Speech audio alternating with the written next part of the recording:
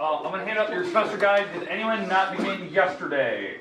Good, that's what I thought. All right, I'm going to hand them out real quick. I'll go through the directions. Yes, I'll have the PowerPoint scrolling the entire time in case you want to look. I have them written on the board over there, but it's probably easier for the people in the front row to see it on the PowerPoint.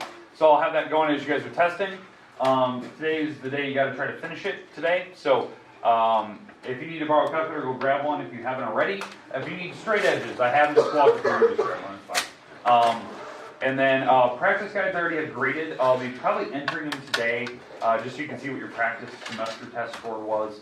But semester test I want it done today. So I'll hand them out. We'll go through the directions. So I'm going to start the PowerPoint here with all your formulas on it, and I'm gonna put up the test, and we'll review the test questions here. So, all right, and I'll go through this pretty quick. Okay, all right.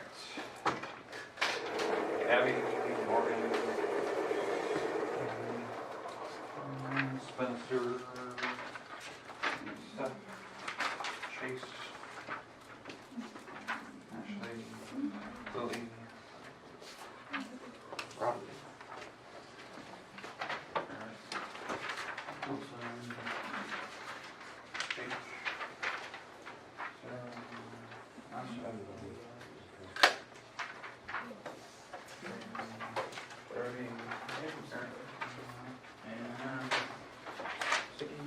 Boom. Okay, so let's go through the individual test questions. If you're looking at the board, I'm going to pop it up here just so you can see it. Then once we're done with the directions, I'll give you the rest of the time you can work, and I'll put the PowerPoint up there so you can see it. So if you haven't turned in your practice guide, you should already be doing that. Like, I already have them graded, but I'm going to enter them score, so you need to have that turned in. Okay, one, make sure that you're using the picture. I think it looks great, but you need to answer the individual questions from that picture. Be careful when it asks for multiple items, because some of those questions ask for, like, name the lines. That's plural, so be careful of that. Okay, and use correct notation, correct symbols, correct number of letters, that type of thing. Okay, number two, you have to find the distance. So you have to use the distance formula, which is on the board, it'll be on the PowerPoint, show all the work, and you have to type it in the calculator. I want 1 or 2 decimal places. Okay?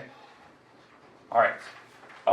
Let's see. Number three, you have to name those objects, name the parts of angles, name the names of angles, classifications for the picture. Be careful using the correct notation and what I'm asking for. I'm asking for, walls, or am I asking for names of angles? 4, name the polygon first. Then tell me if it's convex or concave, regular or irregular. 3 words per picture, and you have to use the specific name. Don't say a 9-gon, you have to say what specific name it is, so be careful. 5, it's a true and false question right away. Is it true or false?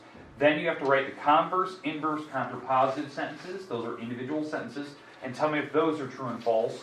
The big thing is, on number 5, you have to label those sentences. Which one is which? Okay, question? You have to label each one if they're true or false? Yes. Okay. All right. 6. You have to give me the 6 lines of work. There's 6 lines. Technically, there's a 7th, but I want the 6 main ones. And you have to give me the properties for each step. So be careful that you do have to list those property names. 7. I don't know how many steps this will take you. I don't know how much work you're going to put into it. But you have to prove it and show all the property names for each step. Yeah, I think it's relatively straightforward and pretty easy. But you have to show the steps. 8, classify each pair. The word bank is in the directions. They give you what options you can have. Yes, the words could repeat, so don't feel like they have to be all different. They could repeat over and over and over. 9, find X. Show all the work that makes those lines parallel. Okay, it's a lot like your practice test that you did, but you just have to find X, show the work. Should be relatively straightforward. 10, graph both lines. Write the equation of the line that satisfies that condition. It has to pass through A, and it has to be, in the directions it says there. You also have to put it in point-slope form. Make sure of that. And then 11, you have to take that line, write the equation for it, and you have to transfer it down into slope-intercept form. The forms are on the board. They'll be on the PowerPoint, same like number 10. Okay, I'll put the PowerPoint back up here with all the slides for your properties, and the rest of the time is yours. Take your time. And here's the PowerPoint. I'll let it just cycle through the whole time. Again, if you need straight edges, don't be afraid to walk up here. But if you have an option in your practice test, you need to do that. Okay, and I'll kind of warn you the last 10 minutes of class and